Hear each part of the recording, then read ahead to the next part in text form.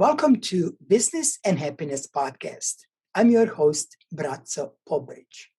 This episode is sponsored by Life Success Academy, a place where you recreate your business and personal happiness. So, welcome everyone. My guest today is I'm honored to have Lisa Sansom. Lisa is the owner of LVS Consulting, right? Yes. And it's a small boutique consulting firm that basically help build the positive and effective organizations. And Lisa does this through a couple of different ways, right? So she does speaking engagements, corporate training, consulting, and coaching. She has achieved so much in this field. And one thing that I definitely want to mention is that she completed her Master of Applied Positive Psychology at University of Pennsylvania, which we all know is really the most prestigious master in positive psychology that you can get. And she was one of the first people to get it, and certainly one of the first 5 Canadians to get it. But even more importantly, I want to say that when I started getting into the field of positive psychology, I was told there's one person, if you want to be successful here, there's one person you need to know. That's Lisa Sansom. I never told this to Lisa, but it's true. And she was so supportive. She was one of the first to, I believe, write a review of my book on Amazon. I do recall beautiful moments. I was celebrating book launch on the Jersey Shore, and Lisa was chatting and emailing me back and forth and really encouraging and helping me. So again, with that said, I want to welcome Lisa. Thank you so much for coming, and really, really appreciate it. Thank you, Brazzo. Those are lovely, lovely words. And no, you never told me that. I'm suddenly very intimidated. Thank you. It is really so true because of, and it's really not only because of your connections, but to me, after all these years knowing you, it's about you being authentic, Lisa. It's not about, I got the map and I am such. It's always being Lisa, being yourself and helping everybody. And I truly, Thank you. truly, truly appreciate that.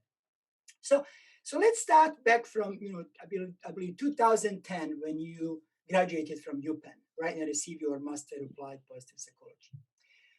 And what do you think? What was your goal? First, what was your goal when you were kind of like applying, right, trying to Yeah. get that? And then, like, what did you want to accomplish with that? Like at the end, did you have back in mind, like back then, did you know what do you want to do with it? I had ideas and yeah. So here's kind of the short version of the story. And honestly, ask me anything about it. I had applied to get into the MAP program because I learned about it through a coaching newsletter somewhere. So I was certified as a coach in I think 2007, 2008, somewhere in there. So I was getting all these coaching newsletters, and somewhere in there I saw this MAP program. I applied to get into their program, got in, had to cancel because I had too much other work going on that conflicted with their schedule. So applied again and was fortunate to get in the next year. So I was in class 5 of the MAP program. So I was very early in, and they're now at like class 15 or 16 or something like that. So I think a lot of what I was able to do in the positive psychology world is just because I was lucky enough to get in early. What brought me into the positive psychology world is, as I say, I was certified as a coach, but coaching didn't have a lot of research behind it. And as a new coach, I found myself asking, well, why am I doing this thing? Like, how do I know that this is effective? And I was getting told by my mentor coaches and master coaches, oh, just use your intuition. And I thought, well, that's pretty sucky because I am a new coach and I don't think I have coaching intuition. And I don't know if I should always be trusting my intuition. I want the science and the research behind this. So that's why I applied to the MAP program. Fortunate enough to get in, got through the program. I actually wrote my capstone in a totally different area that was of interest to me at the time around parental self efficacy. And then when I emerged, I really wanted to bring more positive psychology into coaching. I think everyone graduates with this idea like, I'm going to write a book and I'm going to transform the world. And here I am 10 years later, and I haven't done either of those things. But what I have been able to do is speak a lot more on positive psychology. And I remember starting to speak to some of those early audiences and asking who in the room has heard of positive psychology. And I'd be in front of a room of like 200, 250 people, and maybe one or two hands would go up. I've heard of positive psychology. And one of the great things is now when I ask that question, a lot more hands go up. There are way more books out there, way more TED Talks, way more ways to learn about positive psychology. So the world has been transforming through this wave, and I'm very happy to be part of it. But yeah, essentially, that's what brought me into the MAP program and where I wanted to go out of it. And I've ended up incorporating it into everything that I do: organizational development, leadership development, coaching, speaking, corporate training. Like it has just become the foundation of pretty much everything.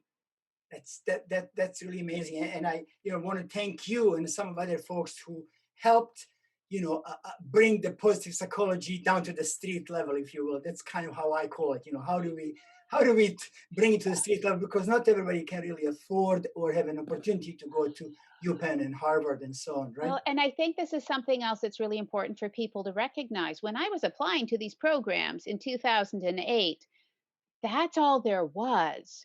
you know, there were no certificate programs. There were no online programs. A lot of the other masters that have sprung up around the world, which are all excellent programs, they did not exist. There was sort of like one other one happening at the time, which I hadn't heard of at that point. So now I get a lot of people who approach me and they ask, should I do the MAP program at UPenn? It's very expensive. And I say, yes, it is. It's very expensive. I live in Canada, and I was also very fortunate to do it at a time when our dollar was at par with the US. Mm. Now it would be an extra 25% financial penalty for me to do it. So I recognize it's a very expensive program. And there are lots of other great options. You can read books. You can watch TED Talks. None of these existed when I was going through the MAP program. There are online certificate programs which are taught by MAP alumni. They are excellent certificate programs. You have the option of doing other international MAP programs, which are very good MAP programs and not as expensive and very different orientations than the UPenn MAP program. So I think now people have a lot more choice to be able to learn about it that I didn't have 12 years ago. So yeah, that's so true. So what do you think? What would you recommend someone who's really, I have a lot of students. They are so passionate about helping other people. They're passionate about coaching, Amazing. right? But they say like, how do I get started? How do I establish my credibility if I don't have some of these certificates, right? Is there a way that you would recommend these folks to establish that credibility if they really, really good? I'm not saying just, establish credibility by saying I'm good, but people, that are really, really good and they want to do this. Are there Yeah. other So ways? I would say if you want to be known as a coach who uses positive psychology, there's a bunch of different ways you can do that. And I'm going to go out on a limb here and say just reading books and watching TED Talks is not really sufficient. It's a good start, but it's not really sufficient. And if you are looking for something that's going to distinguish you from other people out there, you probably do want a certificate of some sort. Now, all that to say, there are excellent certificates being run by people on programs like Coursera, edX. They are not that expensive, I don't know, 75, $100 or something, and you can get a certificate. And they're self-paced programs. They're very approachable. Even something like that, saying that you have a Coursera or an edX talk certificate in a talk that was given by Barbara Fredrickson or Marty Seligman or other really good names, that is a good start. The other thing I would say that I know for me goes a long way towards establishing credibility is to be able to write about this in some regular blog post. I see people on Medium, I see people on LinkedIn, people send out their own newsletters. Like, find a platform somewhere and talk about what it is that you are learning in the world of positive psychology. So if you pick up a book that, let's say, is 10 years old, but you're reading it for the first time, write about it. Write about what have you learned from learned optimism? What have you learned from the happiness advantage? Some of these older books have a lot of great wisdom in them. The happiness hypothesis was my first entry into the field of positive psychology. I go back and reread that all the time. So if it's new to you, write about it and talk about how does that inform your coaching. And I think that helps to give the credibility as well. And then the other thing I would say is find local positive psychology associations. So we all know there's the International Positive Psychology Association, but there might also be ones that are specific to your area of the world, and sign up for their newsletters. See what you're learning from those experts, from those blogs. Stay in touch with the community. Find LinkedIn groups to be a part of, for example. Share the research because, at its core, positive psychology is research based.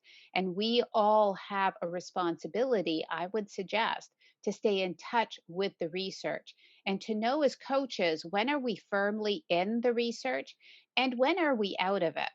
So, one of the very first people that I ever saw speak about positive psychology coaching was Robert Biswas Diener, who I have a lot of admiration and appreciation for. And he was speaking at the very first IPA World Congress on Positive Psychology. So, IPA is the International Positive Psychology Association. And in, I think, summer 2009, they held their very first World Congress in Philadelphia. And the very first session I ever attended was Robert Biswas Diener talking about this in coaching. And I remember he was really big on the science, but he also did some exercises that were outside the science. And as coaches, we all go outside the science sometimes. I was told to trust my intuition. That's outside the science. The key is to know when you're in the science, when you're fringe science, it's science informed, and when you're outside the science. And there's nothing wrong with any of that.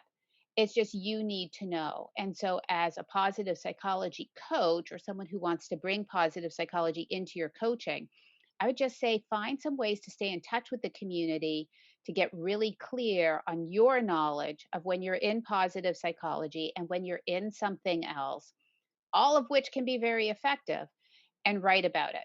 Share that and make sure that your audience and your intended audience knows that you're really clear on it. So find your platform, write about it, post a value. And yes, like I do think certificates will help distinguish you from a lot of other people out there who have just read books, who have just watched TED Talks, and really are very passive consumers of the information. Thanks. That's really great advice. Great advice. Just find your platform. Keep posting. Keep writing about it. Use the research. But as you said, often as a coach, is we need to have that background. But often when in coaching session, that's not unless you have to decide is that person interested in research or not. And if not, then you have to just apply the tools. And Yeah. And I think as coaches, we decide, am I telling my client that this is research based or not? Like that's all about your coaching brand and who you are and what you yes, do out there. Um, Ultimately, we work in service of our clients. And yes, so, whatever it is we know that works for us and works for our clients, we're going to go there and be effective. And there are lots of great coaching organizations. People are familiar with the ICF or the Institute of Coaching out of Harvard. Get on their newsletters. You can sign up for newsletters for free. Read what's going on there, pick what works for you, and that helps you establish your credibility and your branding as a coach as well. that's awesome. Thanks. So, I was looking what you do, and I was thinking what my company name is, and it's actually High Impact Consulting, Coaching, and Training. I love it. That's Eh, such a great name. Thanks. And then when I think of what LSA, what you do is your structure. It's kind of like similar. It's almost like you have different divisions. So you do, Yeah. coaching, training, consulting, and speaking, right? So I wanted to kind of go over each of this, and would like to begin with coaching. And it's really all about, so really helping these new folks, if you will, start a business, if you will. What do Yeah. they do? So how how did you find, if you recall, your first coaching client?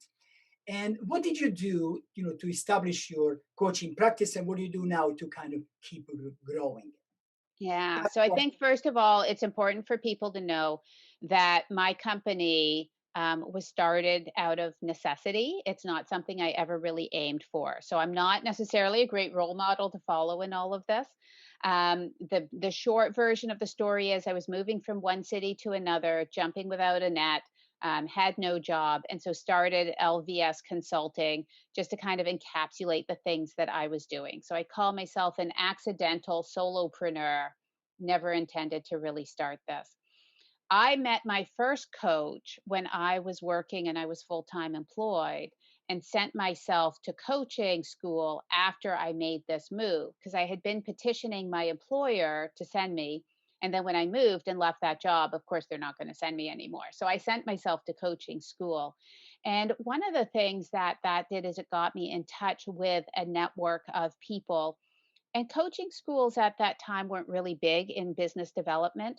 I teach coaching now with Valerie Burton through the CAP Institute, and she has a business building module built into her coaching design. So when you take her program, you learn how to build your business. That didn't exist when I went through coaching. So the way I found my first coaching clients was really just like putting the word out there. Because when you're learning coaching, one of the best things I think you can do is coach anybody about anything. First of all, you need the hours. Second of all, you need the experience. But third of all, it helps you to learn more about yourself as a coach and who's your ideal client. So I coached some people on things that I would never ever take clients on for now. And they were all great people, but I'm not interested in coaching about relationships. I'm not interested in coaching on careers. There's all sorts of way better coaches out there for that. So a lot of just asking, word of mouth, posting on local forums, and if you're going for certification, you're allowed to barter, for coaching services. That counts as paid coaching. You can charge a buck, that counts. Like, don't worry about the pricing at the beginning. Just get out there and coach. And then when you're doing good work, it starts to sell itself because people will refer you. So leverage your existing network. And I'll say your existing network is probably a lot bigger than you think it is. Like when I work through kind of network diagrams with people, it's like, okay, let's start from the very beginning. Who do you still know from elementary school? Who do you still know from middle school? Who do you still know from high school? What sort of clubs and activities were you involved in then? Who do you still know from middle school band? Do you still play trumpet? Excellent. Who else do you know who plays trumpet? Like, just map it all out. Do a really big mind map and put it out to your network because people will love to support you. And those who don't want to support you will just ignore it, and that's perfectly fine. So just put things out there and yeah, make sure, I mean, the ground rules, right? Make sure you have a professional website, make sure you have a professional LinkedIn. Like, those are just table stakes. People will look for you there. But your coaching clients are going to come through your network. Great. You actually covered two things I was about to mention. That is, I have a lot of folks saying, well, should I start free? How much should I charge? How much should I charge for coaching services? Which is such a loaded question, right? It is. And what would you say if somebody says, first of all, I think you already said you would recommend them to start coaching anyone, start doing it free or charge bucks so you can, use those Get hours. your hours, get your experience. Yeah. Right. And how would you answer that question? How much should I charge? Such a difficult, like, my rates vary enormously. So, first of all, if you do organizational coaching, and I work in some organizations, sometimes your rates will be set by your client. They Mhm. will say, we pay $200 an hour for coaching, like it or leave it. Like, that's just what you do. Okay, fine. Um, but it also varies by jurisdiction. Like, if you are a coach that's in a very rural, remote area, that's going to be a very different price than if you're sitting in Manhattan or LA, for example. If you're coaching senior executives, that's going to be a very different price point than coaching teenagers and high school seniors.